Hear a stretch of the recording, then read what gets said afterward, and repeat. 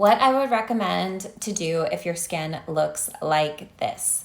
First things first, I would say please stop picking, because I can tell that we have a little bit of picking going on. If you can, please avoid any pimple patches or anything like that. I'd much rather you ice the skin. The reason why is pimple patches, they occlude the skin and they always leave some pigmentation afterwards. And we can already see that her beautiful skin is holding pigment. So I want to make sure we eliminate that. The next thing is I would get her on something to help rebuild her barrier and make sure that she's wearing sunscreen.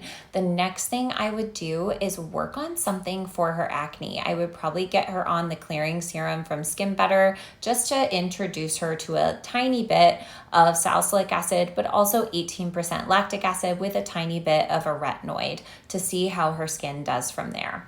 After that, I would probably, if she was my client and I saw her the day of, I may do the tiniest bit of a no peel peel, just because I would want to help resurface this area of skin as much as possible, but have little to no downtime. I noticed that the Factor 5 no peel is so great at rebuilding the skin's barrier while also completely transforming it. So I feel like that would be really good for her, considering that we could still probably have some picking, and I'd much rather get that stuff up and out for her, so then she's not picking at it and causing scar tissue, which I get it. I used to be a picker, so sometimes it's just one of those things, we can't help it.